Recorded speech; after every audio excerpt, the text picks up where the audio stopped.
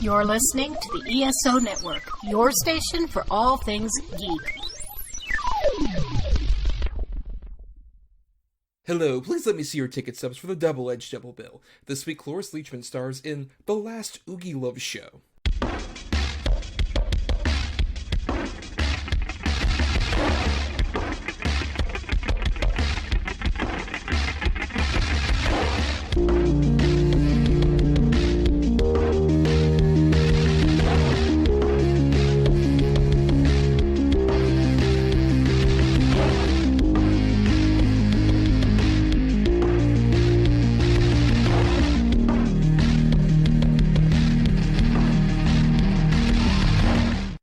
Each week, Adam Thomas and Thomas Mariani will come to the table to discuss the randomly selected yin and yang of a double feature.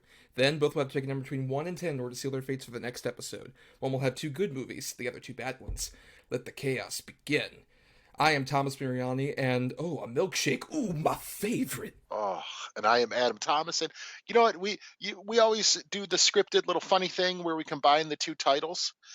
This is the first time that it's been 100% accurate, because that is absolutely the last Oogieville show. What are you talking about? There's going to be so much other Oogieloves content. It's only been like a decade.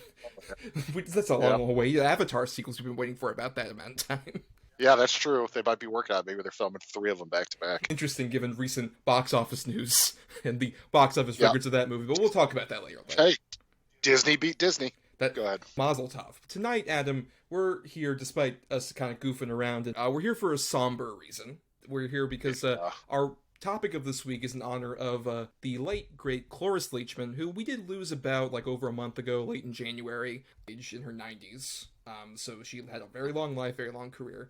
But we love celebrating character actors. We don't have as many opportunities to do that with a character actress like Cloris Leachman definitely was. And she was one of the greats, and it's a bummer. Even as old as she was, it's still a bummer to hear her pass. The moment I saw the Variety article, I'm like, oh man. Yeah, I agree, man. I was the same way. Once I read that, I was like, oh no, because I've loved Cloris Leachman for as long as I can remember. I mean, she's one of the funniest bits in my favorite mashup movie of all time, in Young Frankenstein, as Frau Brucke. I mean, even as a kid, the horses and everything. I mean, it made me laugh so hard. Yeah, I've always had a soft spot for Cloris Leachman. I think she was one of the consummate professionals, and also would do kind of whatever the fuck she was asked to do, and always gave a sense of gusto to it, even in her worst performances. She always tried. She never just showed up. Yeah, I would argue it's less that she had worse performances and more she put too much work into things that didn't deserve her work, necessarily. Yeah, she's one of those consummate professionals where it's when has she technically been bad?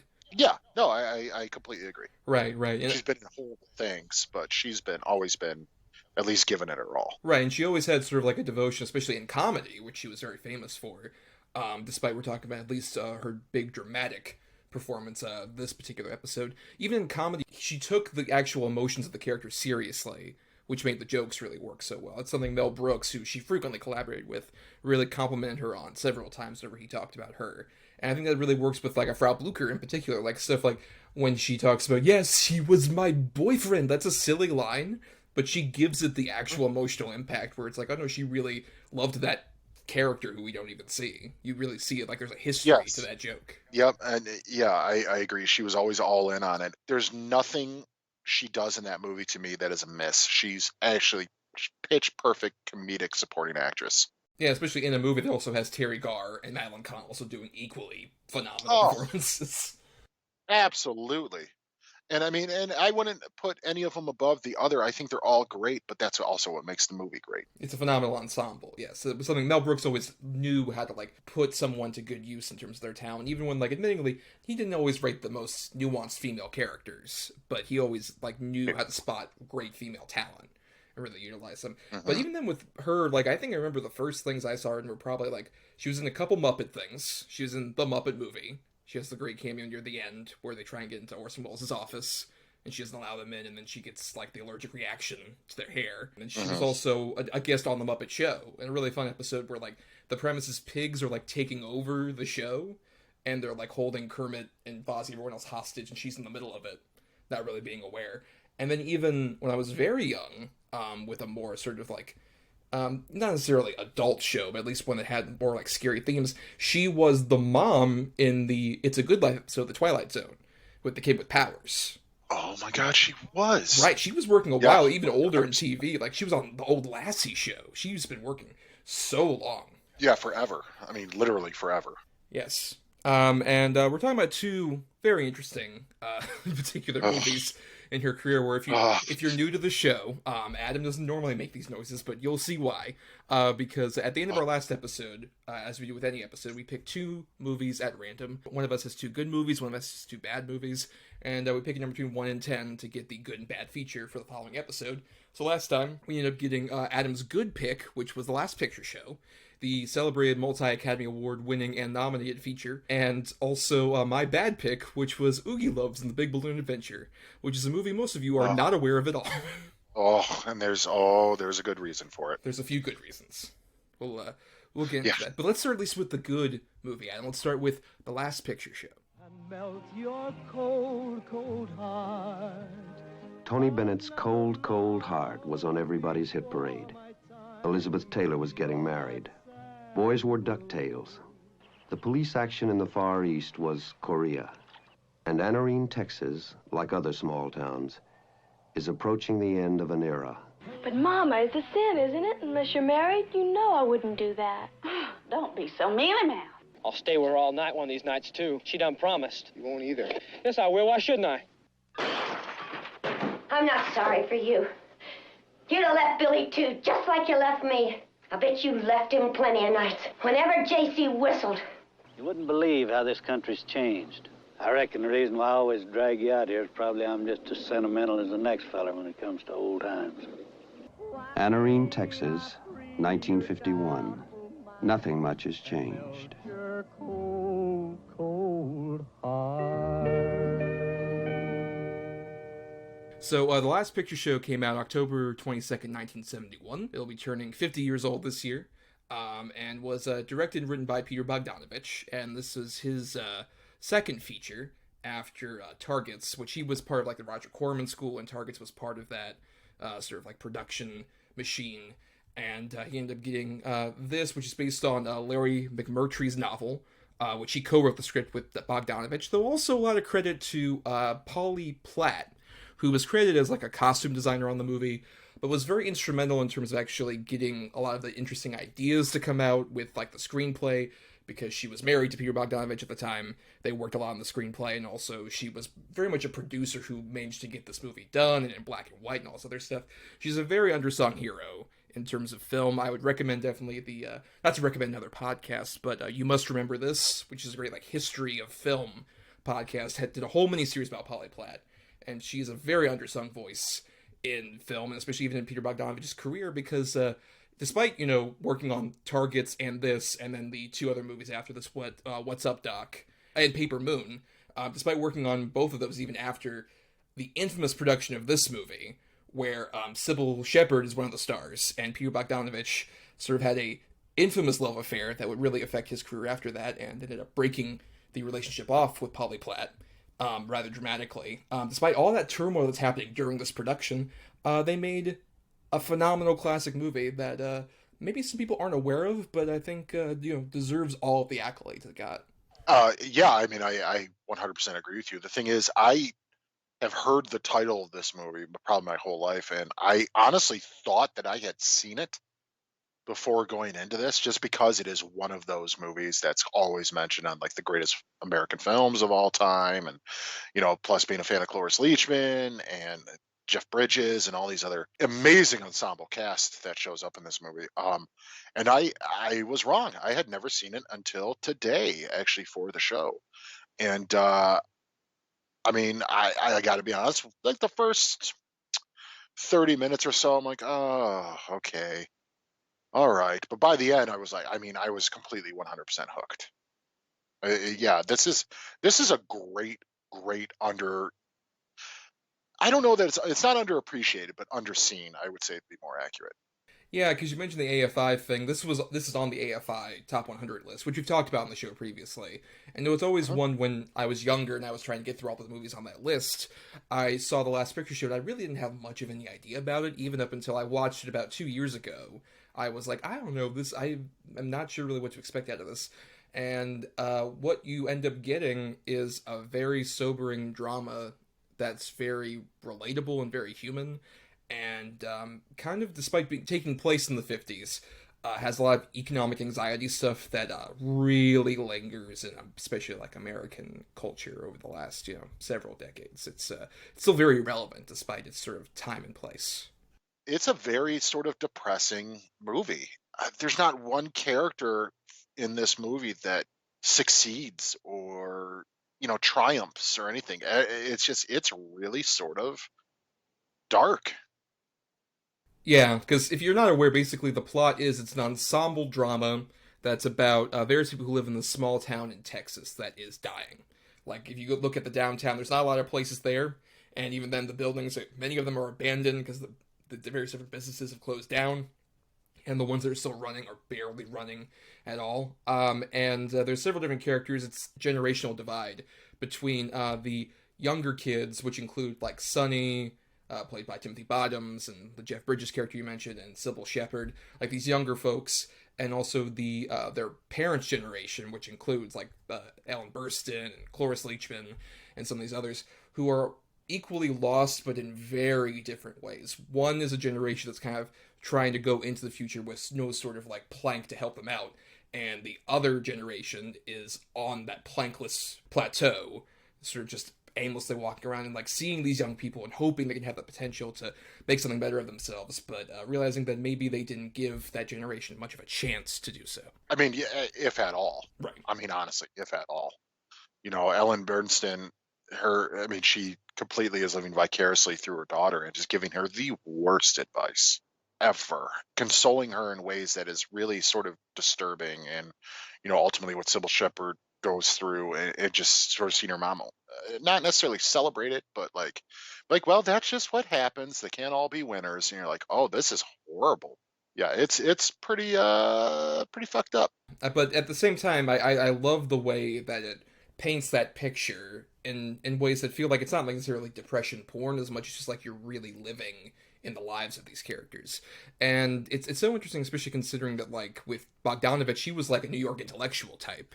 He was like a film critic before he ever became a director. And I think it's the sort of combination of this novel and its depiction. Admittedly, I haven't read the novel, but sort of its acclaim was sort of in depicting this very realistic, grounded element. And then with, like I mentioned, Polly Platt, her sort of history of living in sort of a derelict town with, less than comfortable living situations. Like I said, I really recommend the Polly Platt You Must Remember This miniseries. It goes into a lot of that. It really feels authentic, especially like any of the sort of like singular scenes that show off just the real authentic embarrassment these characters go through. Like with Sybil Shepherd, the pool scene is like one of the most unsettling, disturbing scenes. It also feels like it 100% happened to somebody. The pool scene and her pool hall scene. Yes.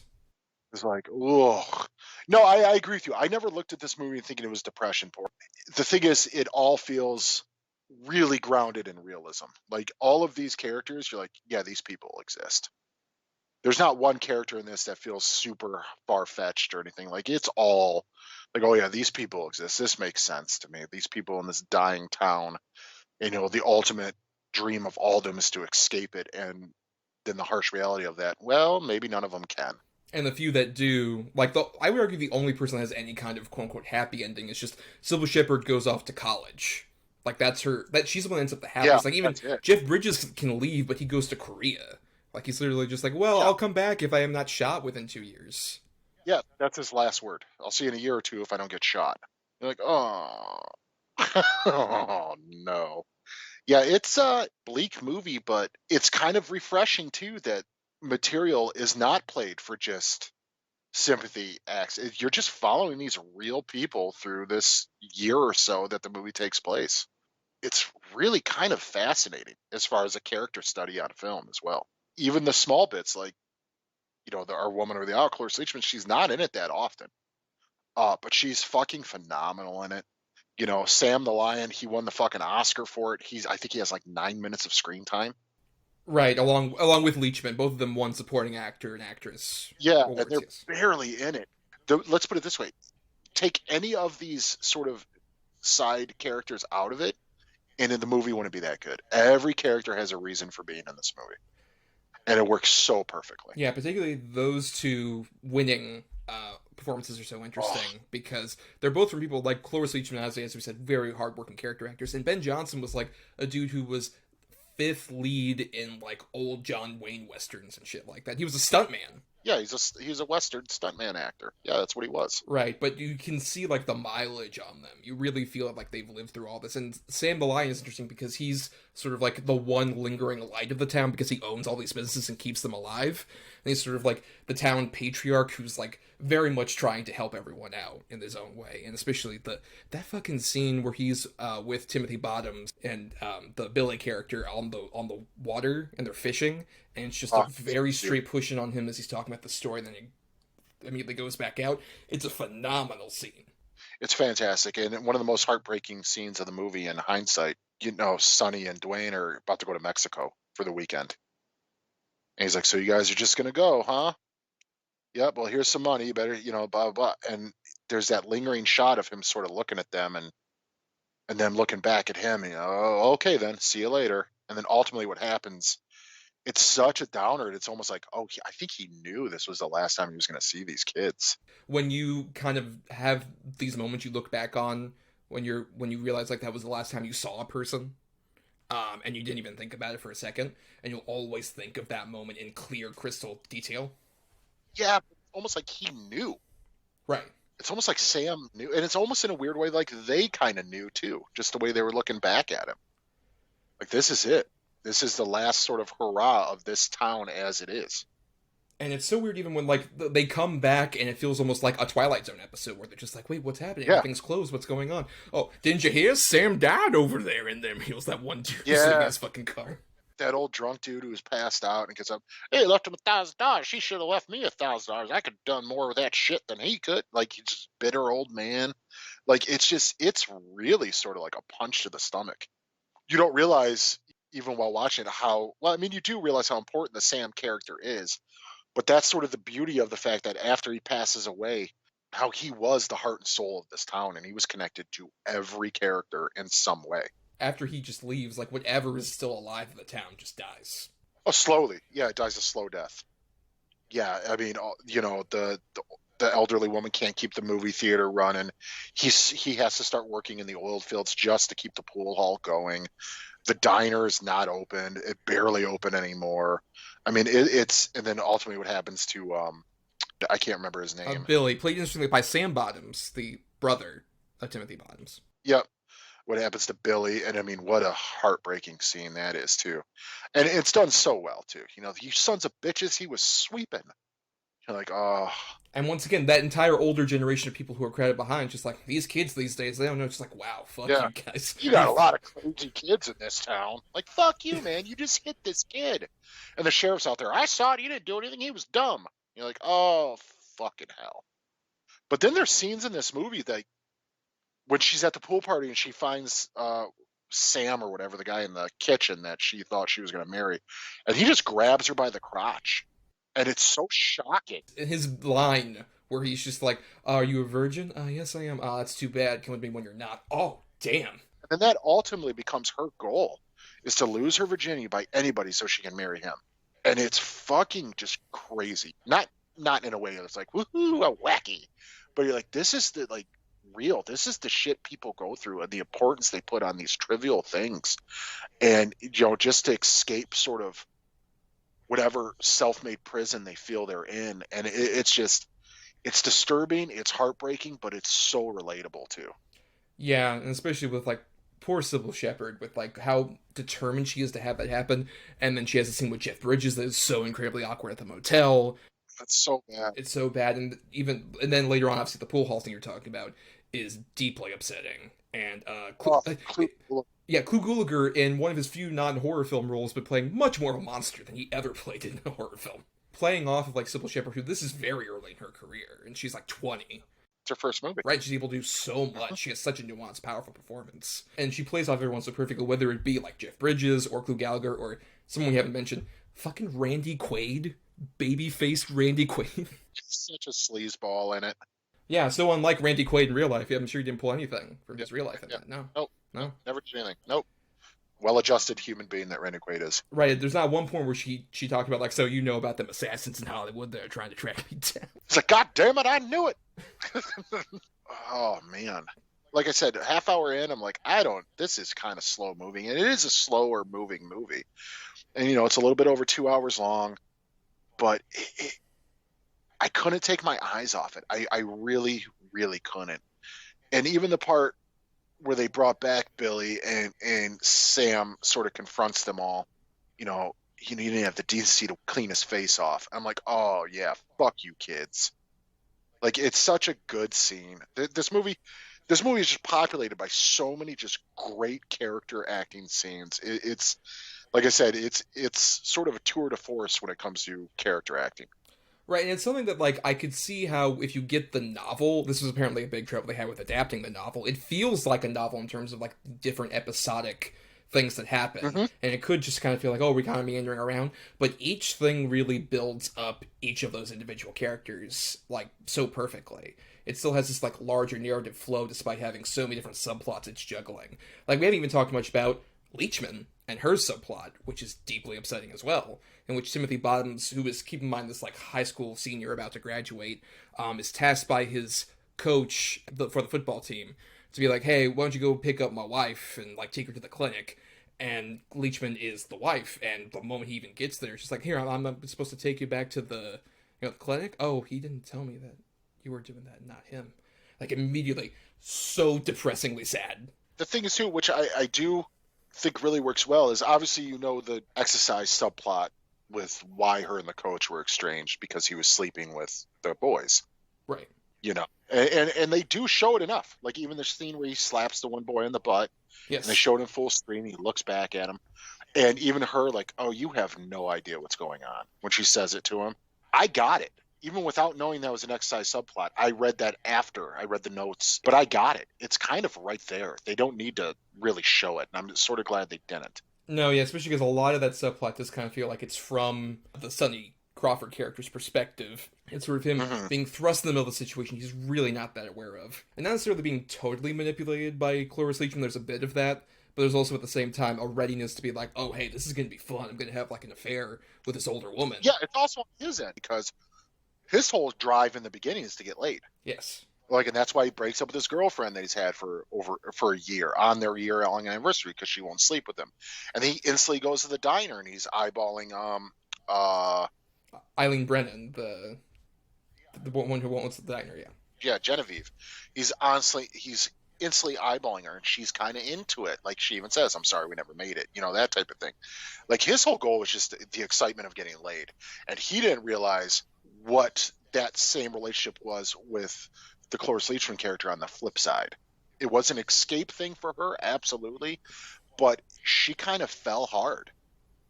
Right, and he totally treats her like an object as opposed to, like, just like an opportunity, as opposed to, like, an actual person. And it's like, so upsetting when she, like, has this really uncomfortable scene where she's like, oh, why don't you come in? I'm sorry I brought you in. How about a root beer? Oh, I'm sorry. She just so is, like, discombobulated. And how their affair proceeds from there, and eventually how he just kind of forgets about her when Sybil Shepherd comes a knocking. And I found that scene even more uncomfortable when he goes back. Like, I was wondering if I'd have a cup of coffee with you. And she has this cathartic, like, fuck you. Why am I apologizing? I've been apologizing to you for 3 months and you haven't even been here. None of it's enough anymore, what you did. And he holds her hand and she's like, oh, it's okay. It's okay. And I'm like, oh, no. And that ends the movie. And it's so perfect. It, like, encapsulates everything about the movie. I know. And it was like, oh, don't. But they, in a weird way, they need each other. So it's almost like their loneliness and depression is going to keep them together, which obviously is never a good sort of linchpin to have in a relationship. What are you talking about? This movie is full of, like, happy relationships where everyone's great and nobody has any problems. Yeah. Everywhere. 10 out of 10 relationships. It's really sad. It's super sad. But you see why she won her Oscar for that particular scene alone. Oh, God, fuck yeah, dude. It's not just her throwing the coffee around, because that could easily be, that's just the Oscar clip moment, but so much subtlety goes into this character, where especially, she, obviously dramatic work, but this is like her big dramatic performance, and most people kind of even forgot about it after she was in the Mel Brooks movies after this. But you see that same commitment she brought to a comedic role, even here with a very straight character. that's like so heart-wrenching and so upsetting, and how she's able to just put all of her energy into that. You feel, once again, like this is a character who naturally exists, and it's so upsetting to see her in this position. And it's also really interesting just because we're talking about this movie that takes place in the 50s, came out in 1971. It's so weird that not too long after this, the 50s nostalgia craze really kicks in with, like, American Graffiti and Happy Days, where they really gloss over just like, oh, it was all, like, jukeboxes and Rock Around the Clock. Fonzie. Malt shops, hey! Sit on it. Yeah, just how it, like, that was not too far off from this, and then this movie, like, starts off the decade with, like, no, this was a really upsetting time, that a lot of people didn't have a great time. This is that post-war period where everyone's just kind of out of work and nothing's really working for anybody. Yeah, everybody was kind of fucked at this point. It wasn't necessarily a depression, but small communities were fucking ravaged at this time. It's all really crystallized with the Sonny character. I would argue is the closest to a main character we have, in terms of, like, he kind of weaves throughout. Which is also weird given, do you know who, like, he's sort of the one major character who doesn't have, like, the hugest career after this, but do you know where I know him from? I do not know where you know him from, no.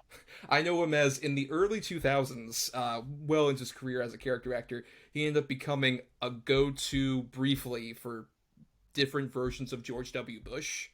Like on the South Park creator, Trey Parker Matt Stone show, That's My Bush. He played Bush. And in the Crocodile Hunter movie and shit like that. Holy shit. I'd never even realized, no. Wow. Right? That's kind of mind-blowing. Last thing I saw him in was that shitty movie that came out last year, I think, The Shed. The Shudder, like, vampire movie. He's in that. Right, he's still working. He's still getting the smaller, shittier movies. Still Yeah, he's still going. He's not like, Bridges or any of these guys, but yeah, he's still been consummate working. Yes, but he is such a great person to anchor this whole movie on, and it was a big reason why he ended up getting cast by Bogdanovich. His sad eyes.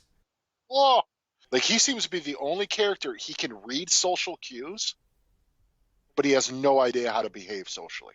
Right. Like, he knows he shouldn't be messing around with Sybil Shepherd when he ultimately does. He knows. But he does it anyways because he always had a crush on her, and then ultimately what happens to him, it's sort of the destruction that really takes place because of that sort of, I don't want to call it was not an affair, but of that relationship is just insane. And it's like he knew the entire time. Even when she's saying, oh, we should get married, let's just run off. The whole time he's like, oh, your parents are going to kill me. This is not going to work. This is not going to work. And then ultimately they get married, and what's the first thing he's trying to do? He's trying to get in her pants. He works on impulse the whole time, the character. Yeah. And he's really unable to see the consequences of his actions before they're too late. Now, I definitely feel like he feels bad for all the actions he takes after he does them. He's unable to have any sort of foresight. But the way that he, especially during the last 20 minutes or so, where he is just realizing, like, oh, I'm going to be stuck here. I'm just going to be stuck in the same place forever. And everything, like, whatever I love is going to go away. Tries to leave and turns the fuck around. It's a great everyman character. The most exciting thing that happens to this kid is, he gets in a fight with Jeff Bridges and he gets his eye fucked up. Other than that, not a lot of really, like, crazy excitement happens to this character. He's just this normal sort of, living below means, sort of chiseling his way out of life every day that he can to sort of get by sort of guy. And it's like, that's the most relatable character in the world. Right. And I think it's such a strong and smart idea to sort of make him be the linchpin of this movie. Right, and it allows him to be sort of like a big back and forth between other characters. Like, particularly, I think a great scene we haven't talked about is when Ellen Burstyn drives him over to the pool hall, and she reveals she was Sam's, like, younger gal that he was with when he talked about his story the whole time. And I think, like, there's the temptation there between the two of them, too. Right. And she's like, okay, that's enough. I better go home. Like, she was that close. They were that close to kissing or hooking up. And she's like, no, I can't. And then he gets out of the car and just pounds more bourbon. Like, it's so crazy. It's so nuts. The levels that people go to sort of try to prove to others that they are ultimately not what they think they are. And that the extremes that people go to sort of escape reality. To see it on such a small scale level, like these kids in this 50s Texas town, where the biggest thing in the beginning of the movie is how shitty the football team is. and how you even see how something like that affects the main character throughout the whole movie. People talking shit about him, even at the end, near the end, when he's standing there on the football field, and the guy's like, "Oh, we got a good team this year, not like your year. When was that? Last year. Last year felt like longer ago. You guys were terrible." And like, oh man, this kid cannot even outlive that he was a shitty high school football player. Just being browbeat throughout his whole life. And he realizes that's going to be his life from now on. By the adults too. Not even his other teammates or even the coach. It's everybody in the fucking town. It's really sort of sad. It's interesting also, especially considering like how Bogdanovich did such a great job here. And there is a sequel to this movie called Texasville that came out in 1990. That had Bogdanovich directed it, and also like most of the major players returned, like Sybil Shepherd, Jeff Bridges, Bottoms, Cloris Leachman even is in there. And you can easily see why, some of the things I talked about with like Paulette Platt and some of these other people who helped him out, when that's missing, you don't get nearly as interesting a movie. I didn't even know that was a thing. Most people don't. It was. Have you seen it? I did. I watched it earlier today for the show.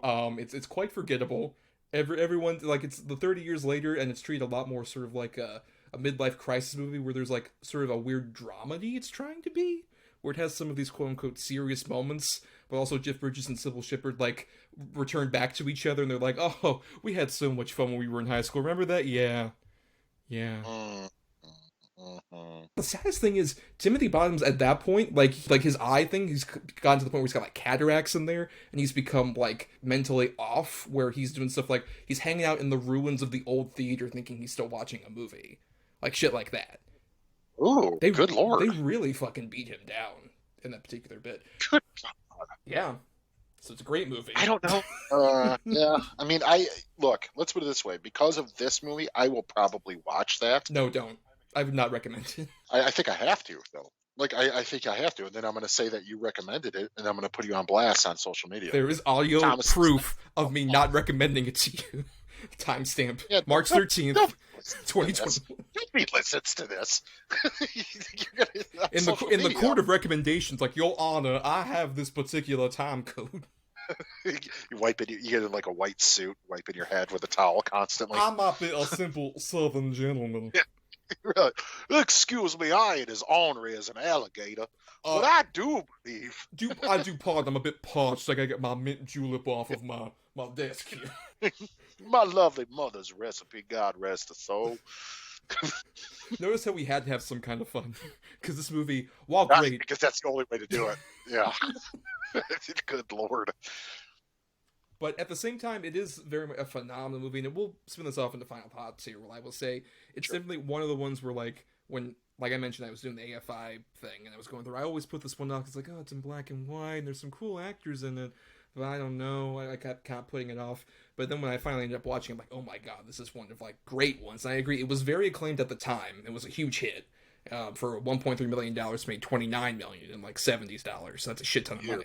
Yeah. That's a huge take. Yes, but you see, so like, it does a movie that especially, it kind of feels like one that when I was doing that in high school, I would not have appreciated that movie nearly as much. It's a movie that, like, I recommend, particularly when you're, like, in a bit of an older state and you can really appreciate all the nuance that's going on here, because there's so many different layers with all these different characters.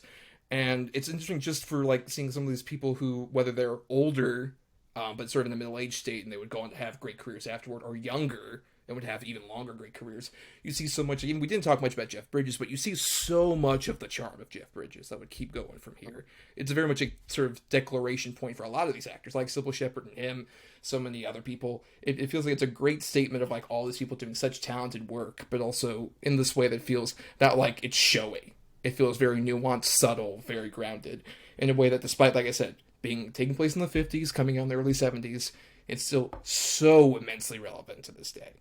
Yeah, I definitely agree. You know, the thing is, I think I'm almost at the perfect age for this movie. I'm the end of my 30s at this point, and, I'm probably the age that some of the parents are supposed to be in this movie, and yet I'm still not so far gone from my high school years that I can still remember them and the awkwardness and the wanting to fit in. I mean, this movie just hit me on so many levels. It is definitely sort of one of the undersung greatest films ever made. I think it deserves sort of mention when people talk about the greatest American movies ever made. It's a phenomenal movie. I don't think it's a perfect movie, but I do think it's absolutely phenomenal. And I think also a great showcase for Cloris Leachman if you are more familiar with her comedy work in particular. Oh, dude, without a doubt. The whole thing is, you're watching it, you being more familiar with her comedy sort of work as I am, I'm almost expecting a bit sometimes. And it's like, nah, man, she's fucking full on gusto dramatic acting, and she kills it. So weird, this is only like 3 sort of years before A Young Frankenstein. I know, dude. Just the amount but that just goes to show the caliber of acting she had, and Hollywood at the time, where being a female sort of character actress wasn't necessarily a big deal. I mean, I'd argue it probably still really isn't for the most part. They don't get enough credit as they should. But just the range that she had, it's sort of mind-blowing. Yes, and we'll get to another mind-blowing film in just a moment. Fuck. But first, here is a promo for an ESO show you can queue up right after ours. I'm lifelong ensign Charles Kelso. I'm Federation Envoy Keith Johnson. I'm Ferengi Counselor Veronica Dashel. And I'm Andorian Mess Hall Cook R. Alan Seiler. And we're the crew of Earth Station Trek. Join us for episode reviews, discussions of themes and characters, and all the news from across the Trekverse. Our logs cover the full gamut of Star Trek. From the groundbreaking original series to the future of the franchise on Paramount Plus, with lots of stops in between. Join our crew aboard Earth Station Trek for your regular podcast escape into the Trekverse. Go bald or go home! Alright, and now we're getting to our second feature, our bad feature, the Oogieloves in The Big Ballon Adventure. For the first time ever, an interactive movie experience invites you to get out of your seats, go dancing in the aisles, and sing out loud. This is that movie. 1, 2, 3, 4! We're the Oogieloves! It's time for an Oogieloves adventure! Let's go! You get to dance and sing! Pork and I, shake your body, shake, shake, shake your body. Starring Tony Braxton, Cloris Leachman. Oh, yeah! Now we're moving! Christopher Lloyd. You know what to do, watching who. Chaz Palminteri. If you want a milkshake, then you know what to do. Oh, my favorite. This summer, good luck on your Big Balloon Adventure.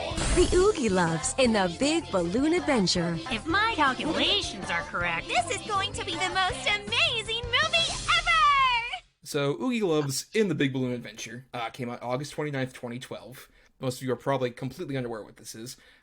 It clearly is a children's film where the purpose of it is based on, like, every sort of bit of marketing they did put out about, like, hey, we're encouraging people to come here with their kids and do some live interactive stuff, because this story, as it is about the Oogieloves, who are these 3 people in big costumes.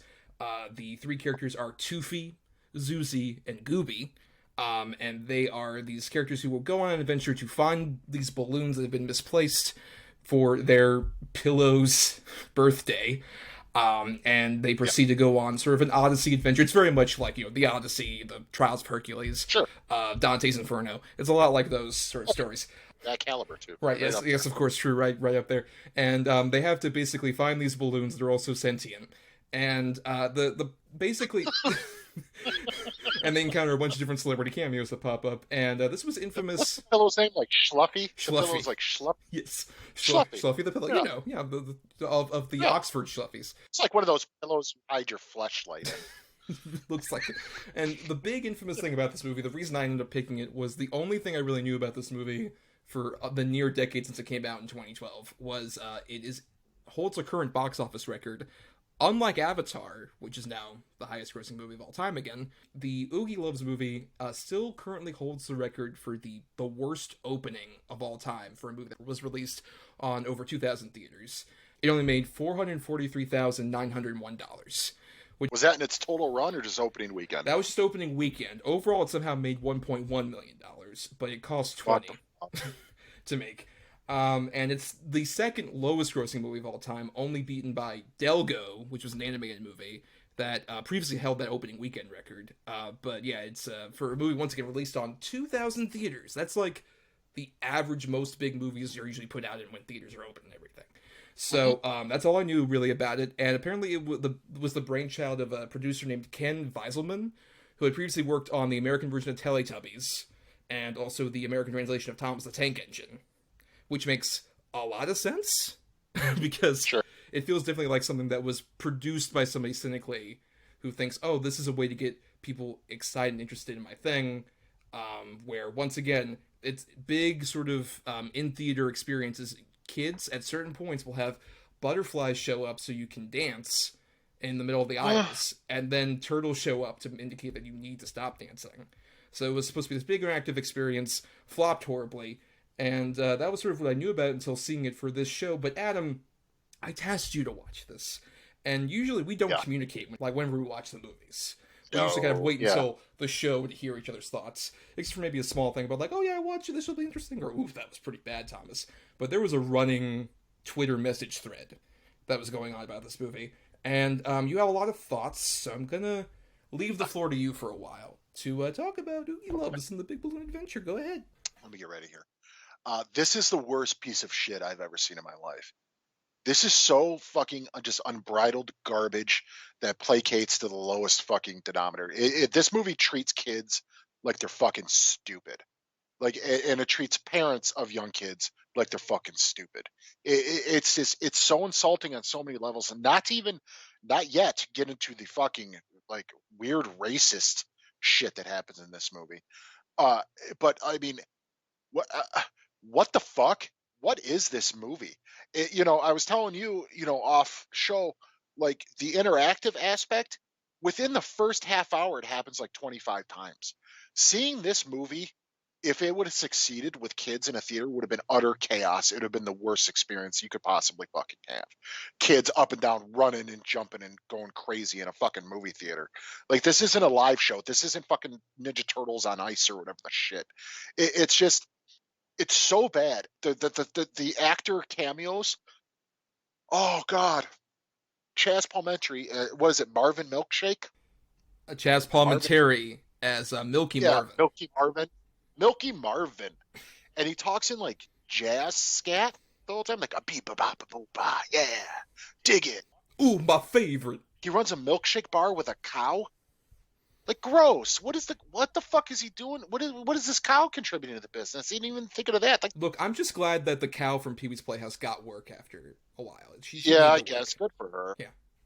Good for her. But then Carrie Ells and Toni Braxton. Like, well, Toni Braxton's like, whatever, this makes sense to me for Toni Braxton. She's not exactly an accomplished actress. But, like, Carrie Ells as the bubbly, whatever the fuck. Bobbly Wobbly, sorry. Bobbly Wobbly. Respect his goddamn Christian name. With his horrible Texan accent. It's one of the worst things I've ever fucking seen. And then, Jamie Presley and Christopher Lloyd as the Sombrero family. They are both doing really well, especially her. She's doing a really stereotypical Hispanic accent. Christopher Lloyd doesn't have enough lines to really perfect that terrible No, accent. because he's too busy playing the fucking bongos. And then dancing after a certain point in really bad speed of. With a fucking ponytail. In a flying sombrero. Dude, this fucking movie, it broke my brain. Like, it literally did.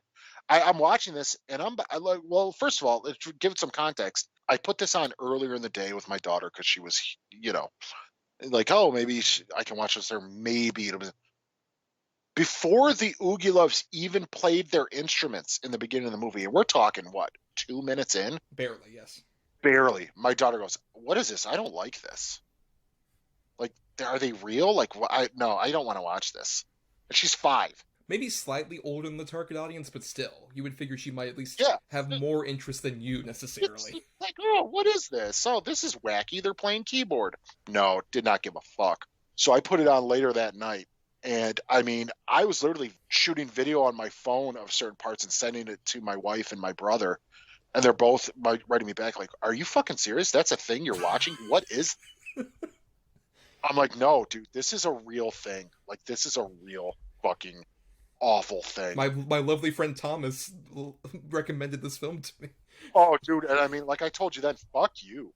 Like, seriously, like, we always talk about when we get really bad movies, is this the worst thing you've seen for the show? And most of the time we're like, no, because it's ultimately forgettable.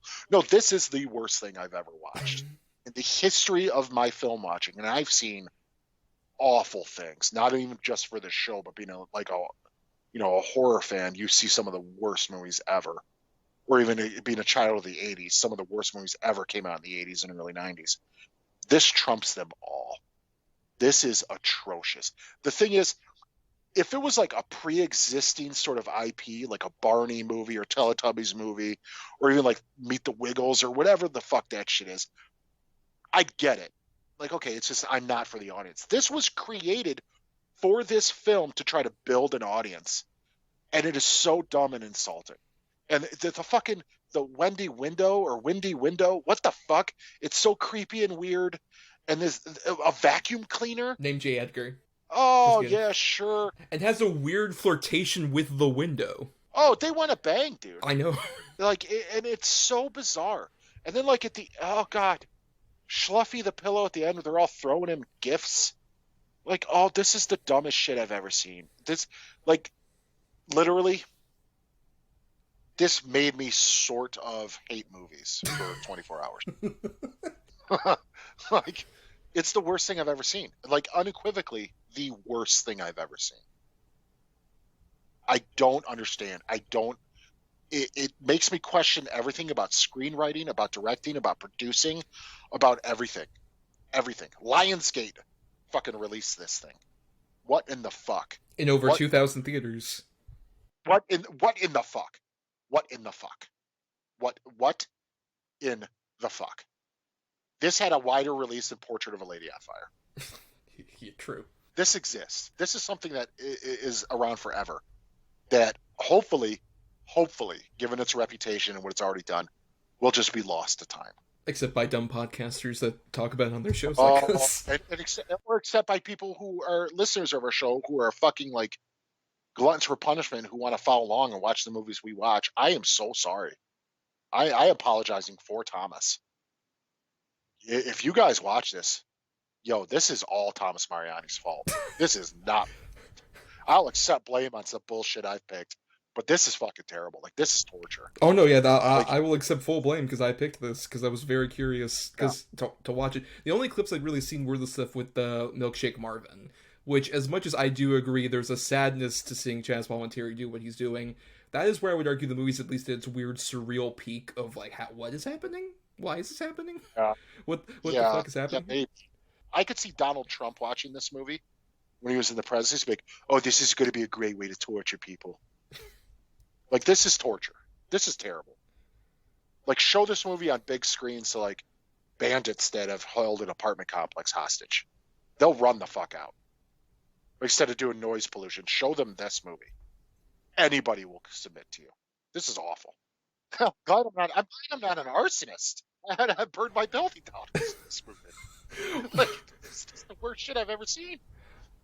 I think it's really interesting also just because, given the origin of it, and how literally the producer I mentioned, this war criminal of Ken Vizelman, was just oh, you know what, I was inspired by going to a screening of a Tyler Perry movie, Medea Goes to Jail, and seeing everyone interact in the audience. So, great origin point of horrible racism. Thank you, Tyler Perry, again, you fucking asshole. But here's the thing, but that's an example where we were talking about this, with any other property, even a Medea movie.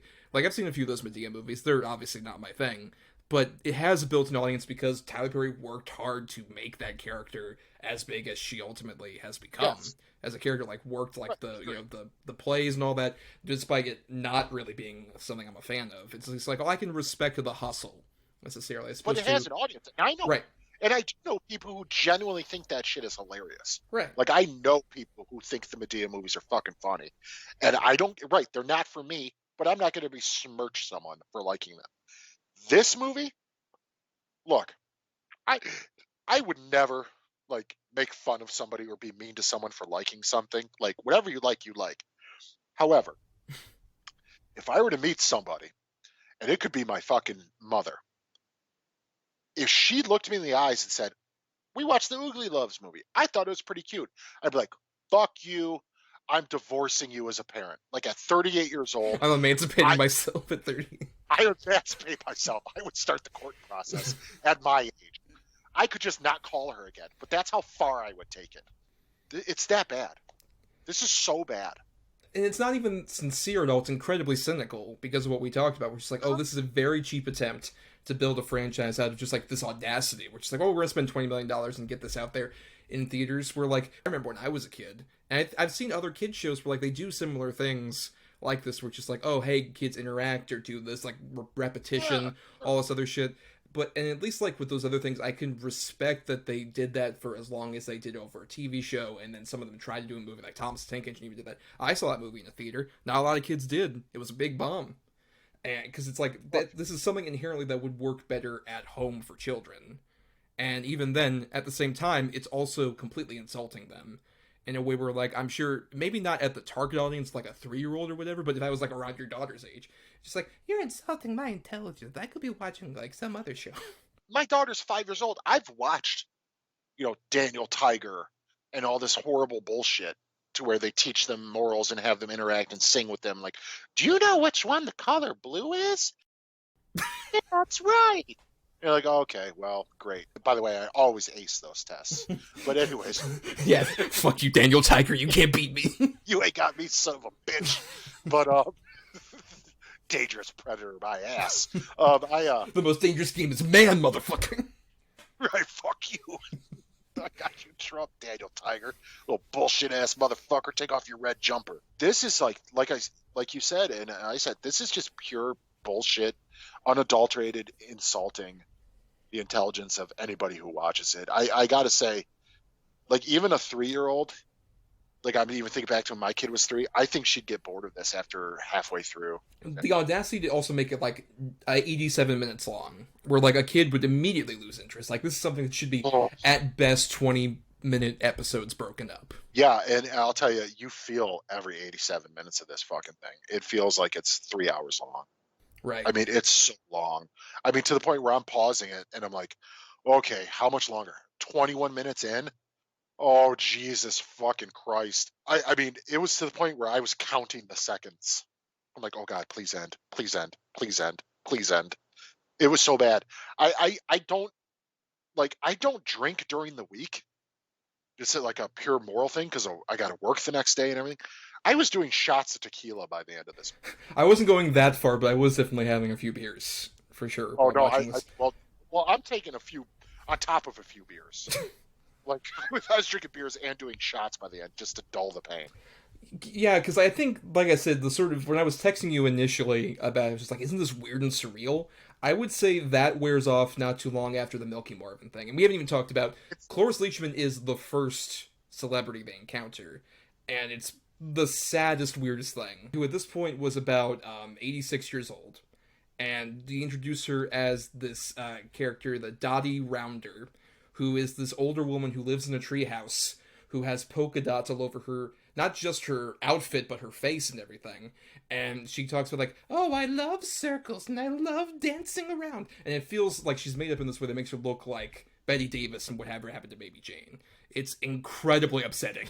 Mixed with, like, the real-life Annabelle, the fucking haunted Raggedy Ann doll. Yes. It's fucking terrifying. And it's so bad. You feel so bad for her, because, like, she tries to do the dance, and she can barely move. Yeah, apparently she was very winded by the end of actually doing it, which is, you can tell, and it's really sad, just seeing her at this state, where she's done plenty of movies that have used her poorly in sort of a way of this, like, ageism kind of thing, where it's like, oh, she's old and she has a joke, or we're gonna, like, throw her around, or she can have sex with somebody. She's horny. Right. Hello. She did that a lot, and, you know, like we said, she's very game for this, but it's sort of a thing where, like, you can tell that they're kind of, like, they only have so long with any of these celebrities. There's so many shots where just, like, the celebrities by themselves with, like, maybe only one of the costume characters, and then shots behind where it's clearly a double.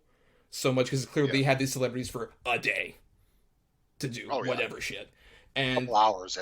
And it feels like they're really rushing her to do this dance of one of many. We had mentioned this is a musical with 0% good songs in it. Yeah, there's nothing good about this.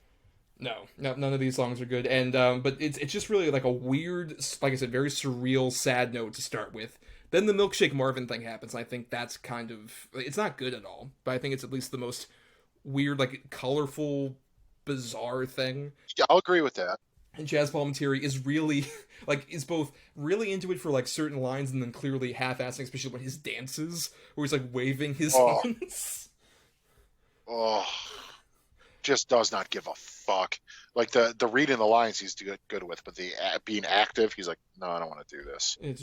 Especially, like, the line I keep saying, but, ooh, my favorite. It's just, like, this weird thing. Not to mention, also, the weird stuff with, there's a goldfish character we haven't mentioned who they bring along for the ride, who has all these, like, terrible, like, bits, especially, like, he's in this fish tank, and they don't even have the audacity to put a filter to make it look like he's in water.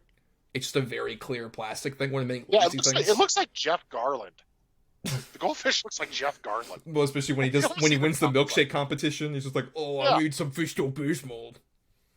It's so dumb.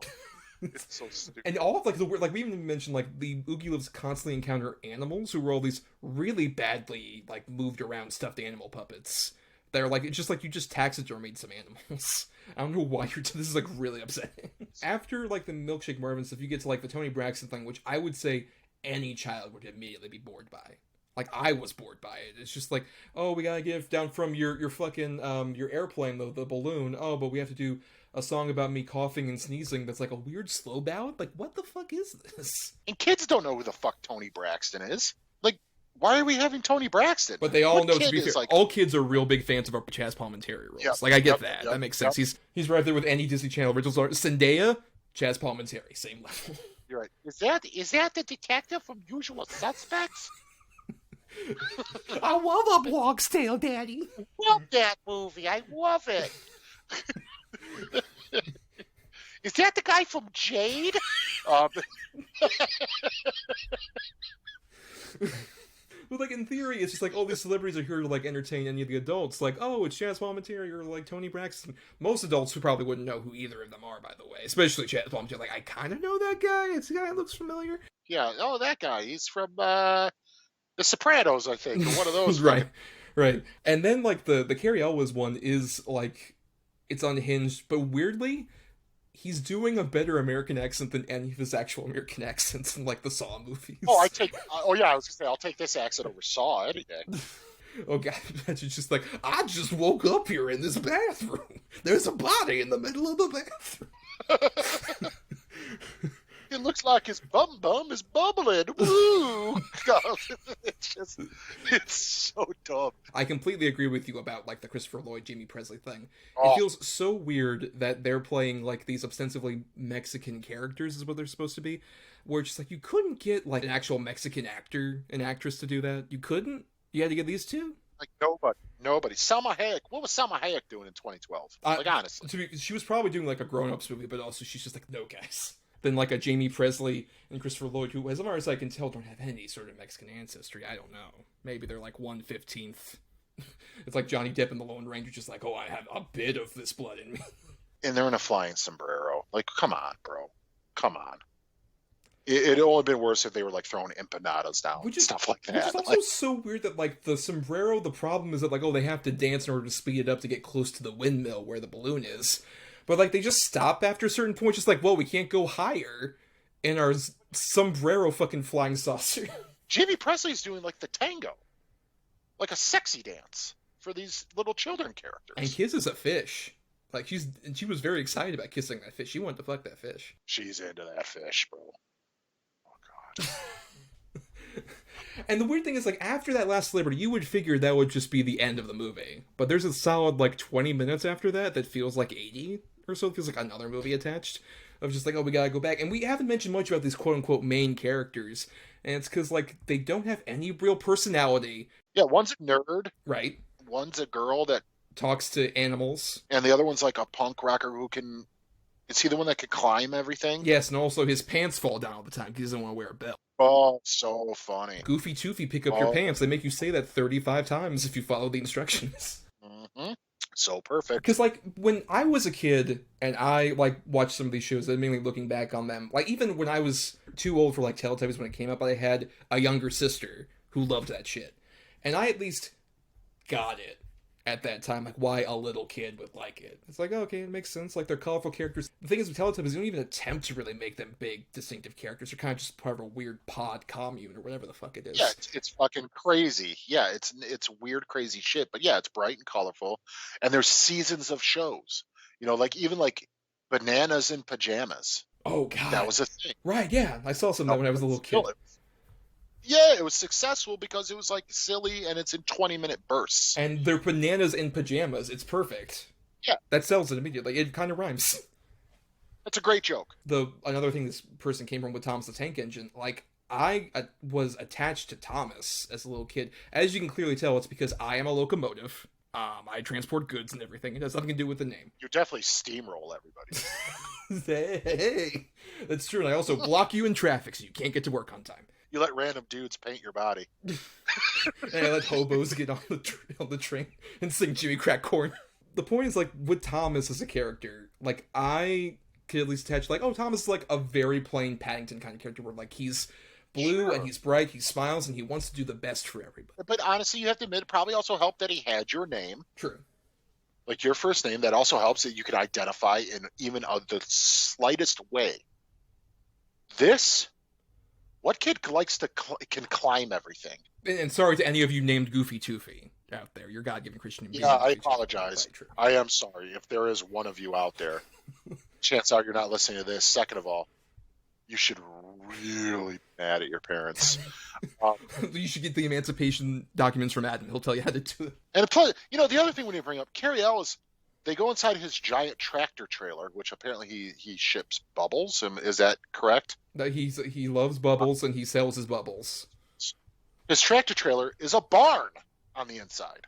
Right. It's just a regular barn. Also, by the way, a great lesson to teach to kids, where it's just like, oh, hey, we need help with something strange here. Why don't you get in my truck? Strange hillbilly trucker.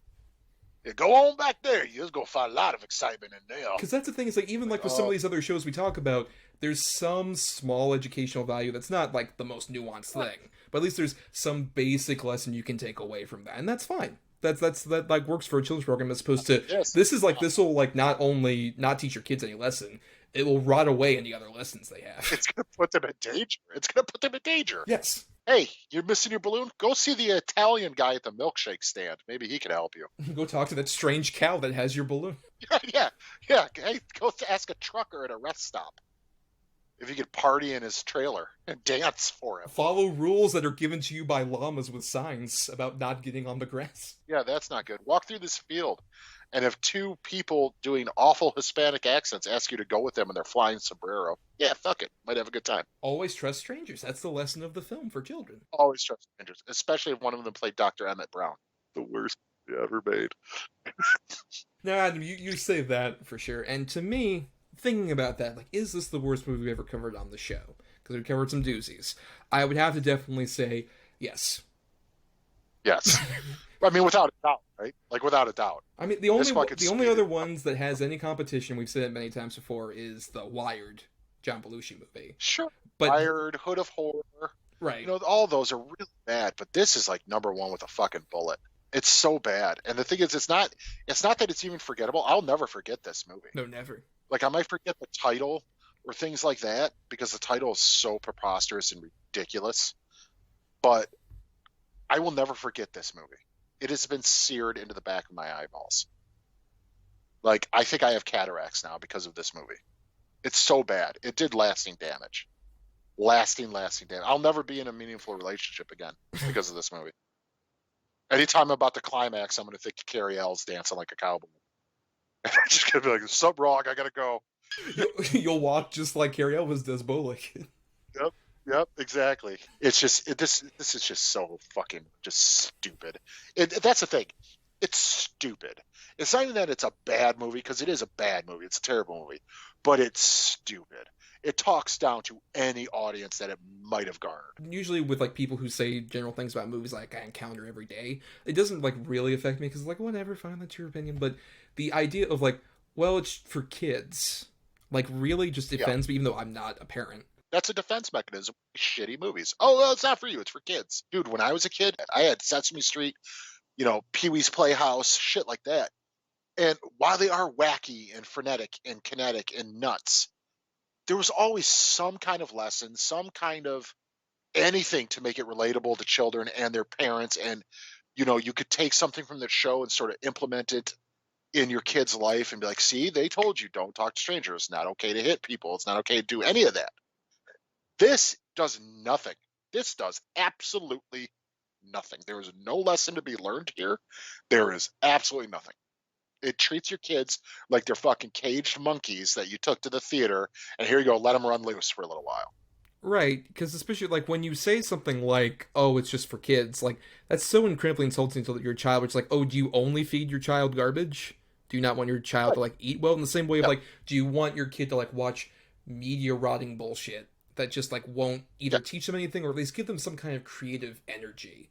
Like, Pee-wee's didn't always have lessons, but it had, like, a fun, creative energy, like it could inspire a child to some degree. Yeah. I completely agree. It was silly, dude. There was cool, like, the visuals were cool. Even the set design was cool. There's none of that in this at all. There's nothing here to sort of glom onto. To like, well, at least this looked good, or at least there was a good idea behind this. Or like I said, I keep going back to, well, at least they tried to teach some kind of lesson. Or even what I love about Pee-wee's, especially looking back on it, it's like, oh, they were, like, very willingly accepting of just, like, people of different cultures and races just being people in Pee-wee's neighborhood. Like fucking Cowboy Curtis, which is like, oh, it's a cowboy with a jerry curl. He's my friend. Great. Yeah, right. Yeah. Mr. Rogers' Neighborhood, man. I mean, come on. Right. You know, this is bottom of the barrel bullshit. And like I said, I have a 5-year-old. I've seen, you know, Caillou and Daniel Tiger and Blue's Clues and all that shit. I've seen it ad nauseum. I would take any of that in a fucking marathon or have to watch this for 80 more minutes.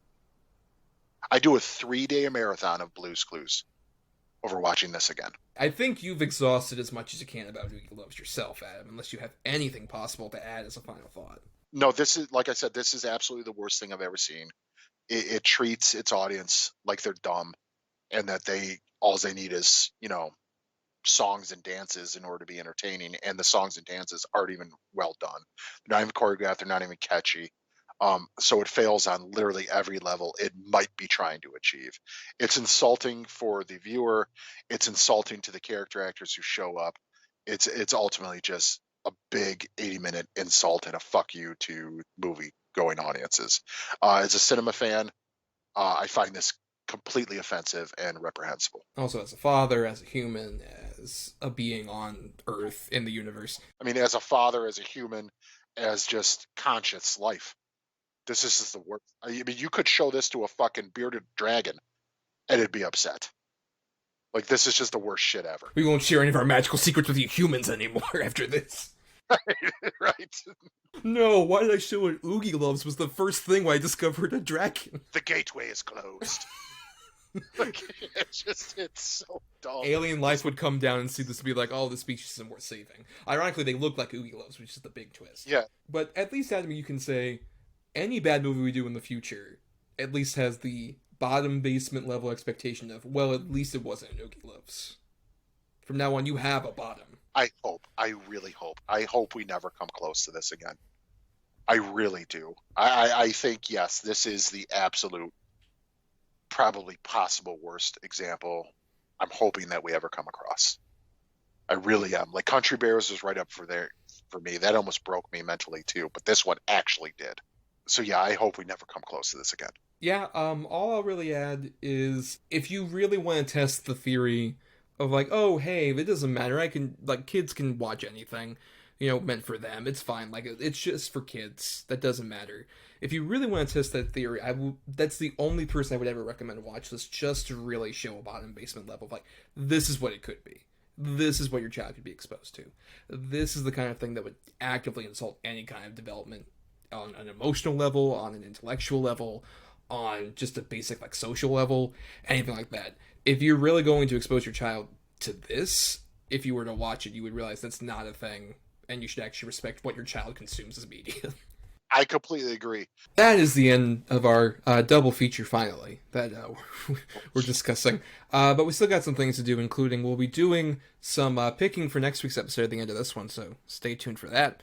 In the meantime, we have some feedback to read, because every Monday at DEDBpod on both Twitter and Facebook, we asked you all about, like, hey, what are your favorite least favorite movies related to whatever topic we're doing.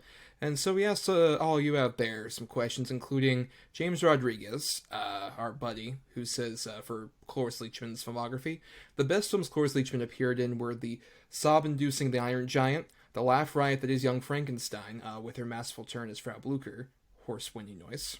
And I also have a soft spot for Sky High, but Scary Movie 4 and The Wedding Ringer are dire. And then another friend of the show, Christian Alvarez, says Cloris Leachman was a comedic genius and will be sorely missed, whether she was a main cast member or a small role. She was always a stellar talent.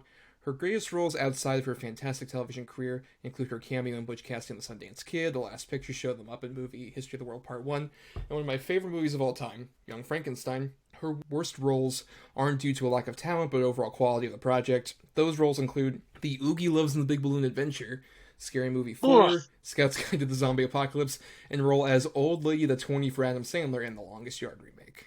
Yep.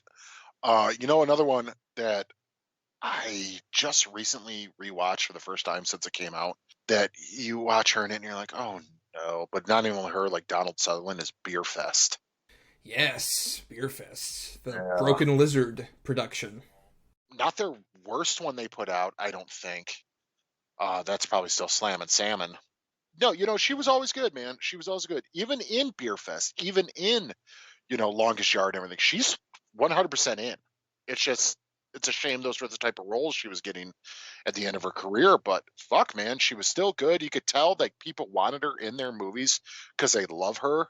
And I always heard about her just being the nicest person and super easygoing and easy to work with. So, yeah, she did some shit throughout her career, but I don't think there's one actor you can really mention who's had nothing but a stellar career. And the fact of the matter that she went as long as she did and she was still in high profile movies, says a lot about her as a person.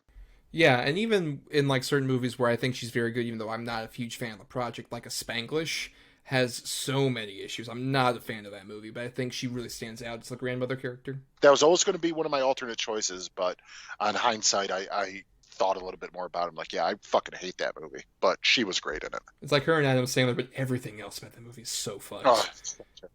It's such a white people problems movie that's so dumb. Of the ones mentioned for bad, I would definitely say Scary Movie 4 is like the most offensive one to me, because in that's the one where she plays sort of a parody of the one. Right, but she's in specifically the Grudge parody where Anna Faris is like taking care of her as like this sort of catatonic woman, and the whole joke is just elder abuse. Just like, she gets thrown around, and there's a whole sequence where a sponge bath, instead of using like the water thing, Anna Faris uses like her, what is it, the piss?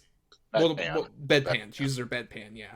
And it's like so fucking like, this is a disgrace to like anybody watching this. And even like there are even some movies where like they're not necessarily terrible, but like I rewatched High Anxiety, the Mel Brooks Hitchcock parody. Not nearly as good as I remembered it being.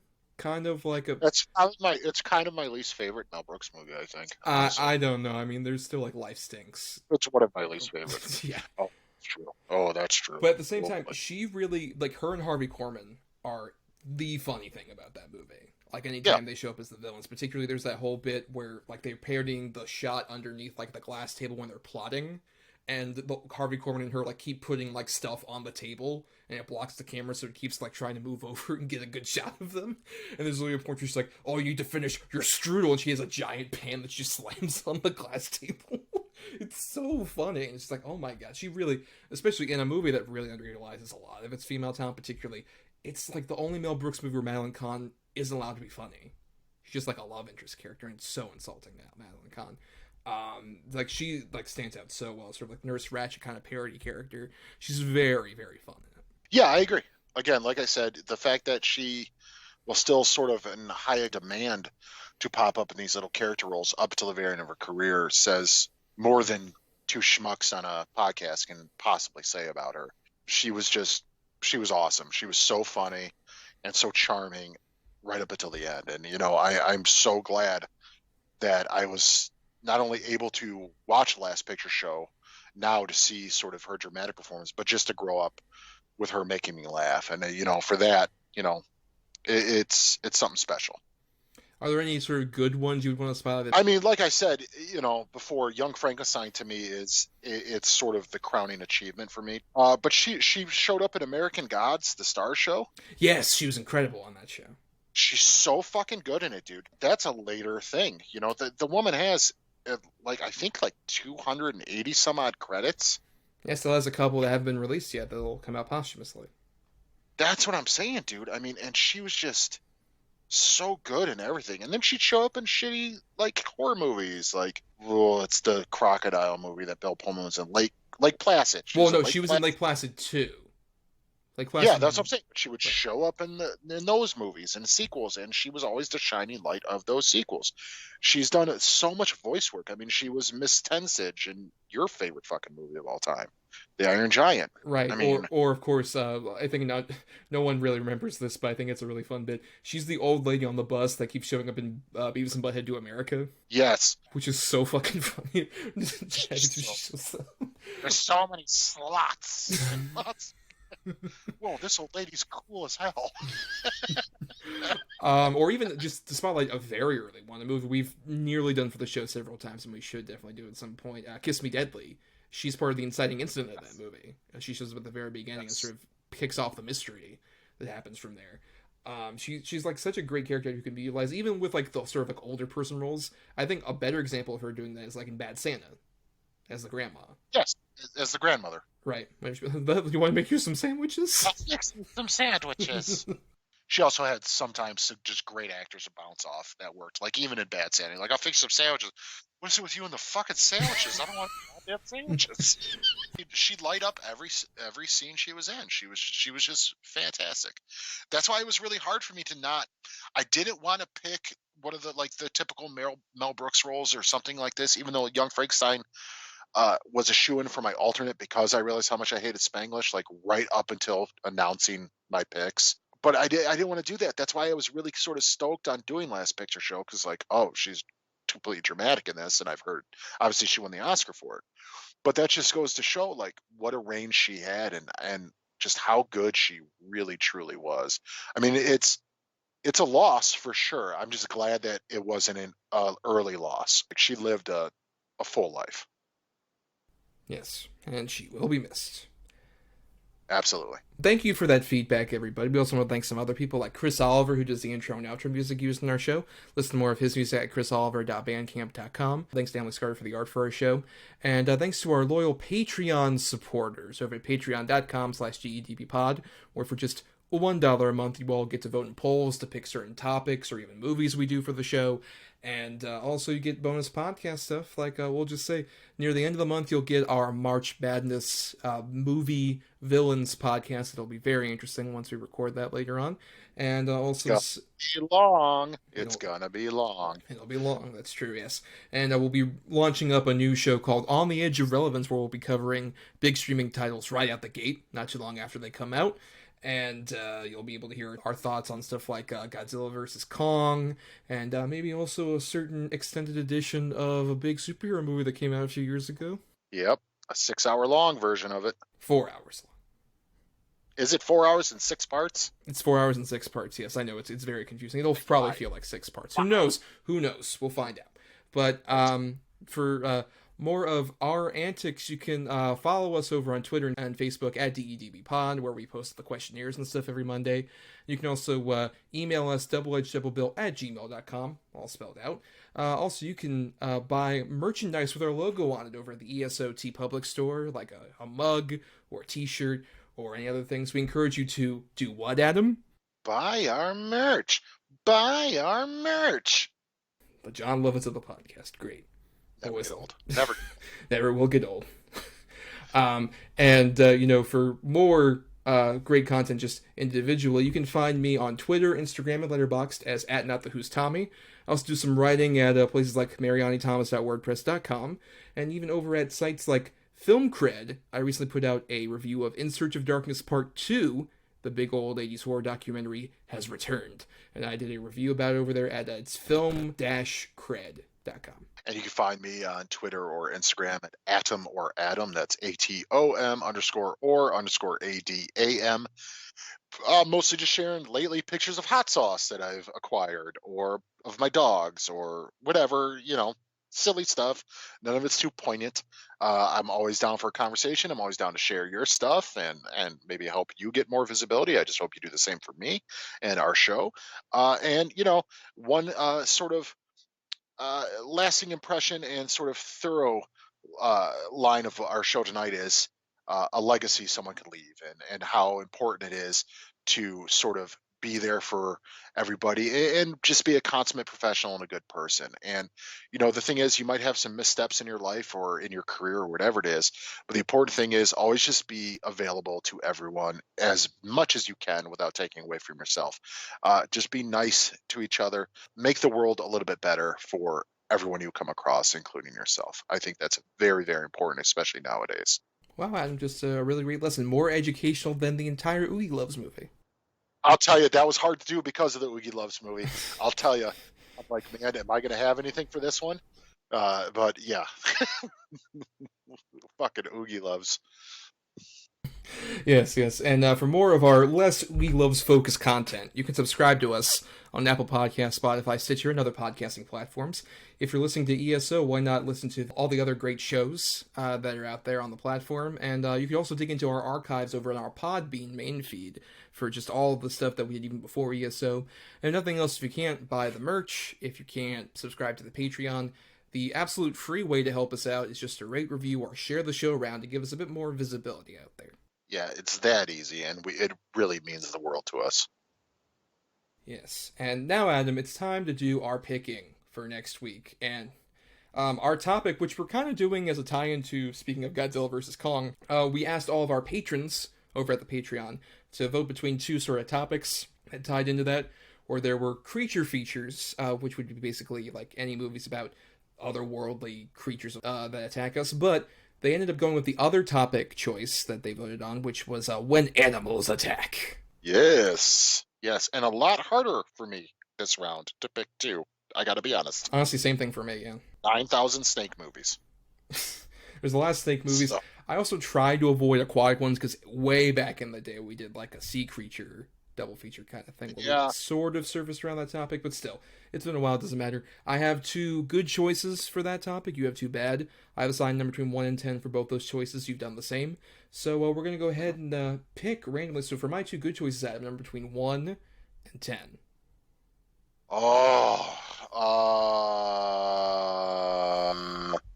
Let's go number 3. All right. At number 5, I have one that's kind of an out-of-the-box choice. There are animals in here, and they do attack people. It's not the main focus of the story, though. But I've wanted to cover this movie for a while. I can't wait to now.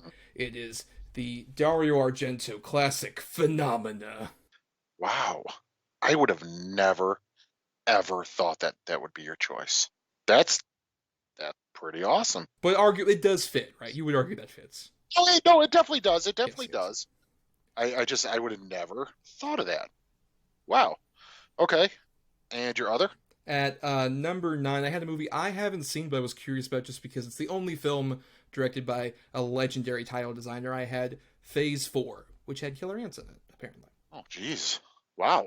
Yeah, you went real out of the box on this one. I was not expecting any of it. Wow, okay. I mean, all the things were just like, I could do the birds or Jaws, and like I didn't want to quite do those. Yeah, right. That was exactly the problem I had. But yeah, I get it. Well. Oh, boy. Speaking of which, I'm very curious for your 2 bads.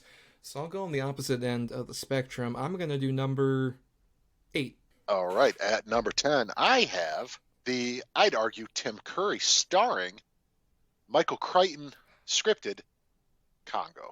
Hooray! I love Congo, genuinely. I can't wait. It's so crazy. And at number 1, I had Anaconda Offspring, which stars David Hasselhoff as a mercenary fighting anacondas. And one of my favorite things ever is he tells everyone, if you see it, you shoot, but only aim for the head. Why? You could kill it. Oh, one of the best lines, too. If this thing gets pregnant, this country will be overrun with snakes. But yeah, that's very interesting. So technically it's a bit of a monkey thing between our 2 movies, but also my movie has some insect attacks So it works. Yeah. Yeah. It works. I'm down. Fuck it, and works, Kong. Monkeys. Of course. Yes, right, All of course. So yeah, it's an unofficial Monkeys episode, everybody. So, we'll definitely be talking about all that next time, but until then, everybody, it's time for you to sit down back in your seats because the turtles are on the screen. Oh, man. This might be it for me. Like, forever. Is this the end of Double-Edged Double Bill and Millhouse? Possibly. Good night, everybody. Bye.